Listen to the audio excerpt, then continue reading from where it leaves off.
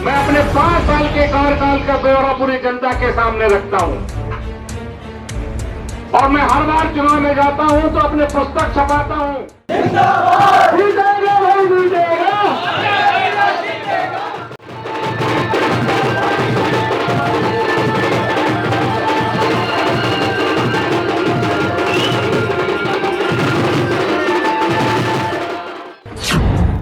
दुर्गम, बीहड़ और आदिम जनजाति वाली सीट बैहर में चुनाव प्रचार जोरों पर चल रहा है। कांग्रेस के प्रत्याशी संजय उइके सुबह और शाम 2 पालियों में रात के 10 बजे तक चुनाव प्रचार कर रहे हैं।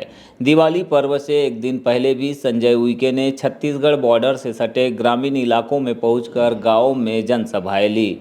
इस दौरान उन्होंने सालेटेकरी के कोपे भाटा, तोरगा, मझगांव और बहेरा भाटा में ग्रामीणों को संबोधित करते हुए परिवर्तन की लहर में कांग्रेस को अधिक से अधिक मतों से जिताने की अपील की। संजय उइके ने अपने संबोधन के दौरान भाजपा सरकार द्वारा जारी संकल्प पत्र पर कहा है कि भाजपा की अधिकांश घोषणाएं कांग्रेस के वचन पत्र की नकल है। इतने समय से सत्ता में रहते हुए कभी भी भाजपा ने धान का समर्थन मूल्य 2,500 रुपये तक नहीं किया, लेकिन जब कांग्रेस ने प्रदेशवासियों को धान का समर्थन मूल्य बढ़ाने और दोनों सीजन की धान समर्थन मूल्य पर खरीदने का वचन दिया तो भाजपा ने धान का समर्थन मूल्य बढ़ा दिया है। भाजपा ने धान का समर्थन मूल्य 3100 रुपये करने की घोषणा कर दी है। संजय उइके ने कहा है कि हमारी सरकार प्रदेश में बनती है तो निश्चित ही किसानों से उनकी उपज 2500 रुपये से लेकर 3000 प्रति क्विंटल की दर से खरीदी जाएगी।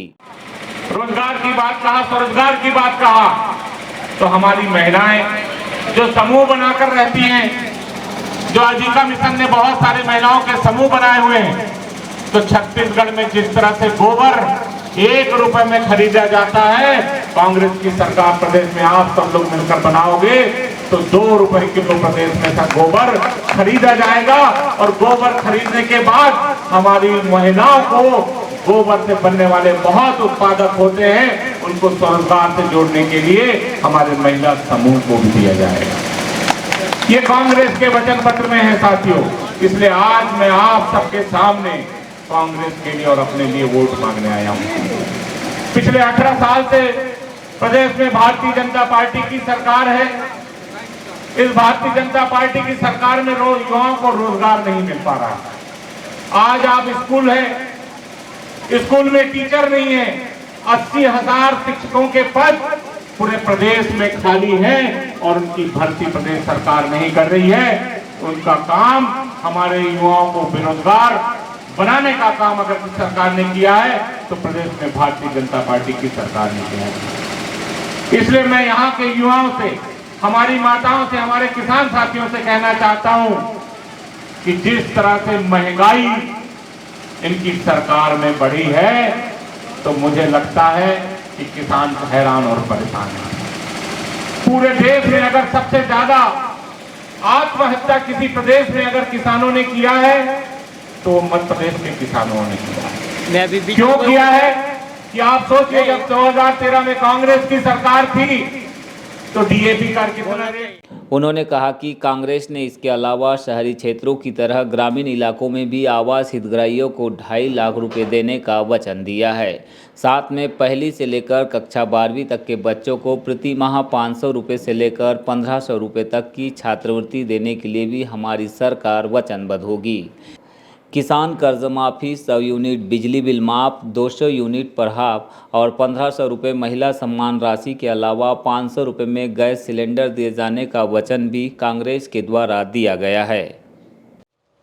ये कहते हैं कि अगर दमोह का विधायक इस बार नहीं बनेगा तो ये दमोह अंचल पिछड़ जाएगा। आप किसके पास अपनी समस्याओं को लेकर जाओगे, ये सवाल आपसे करते हैं।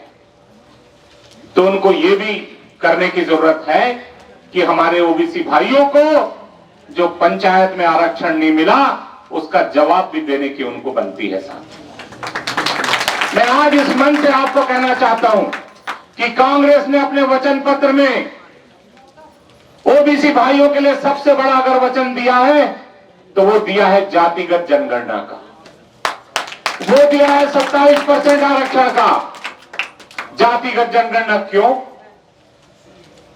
कि जिस संविधान में बाबा साहब अंबेडकर ने एससी को एसटी को आरक्षण दिया, उसी संविधान में ओबीसी समुदाय को आरक्षण दिया गया है।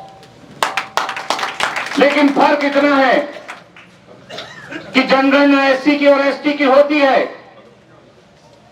जातिगत जनगणना में सिर्फ 2 एसटी और एससी की जातिगत जनगणना होती है, ओबीसी की क्यों नहीं होती?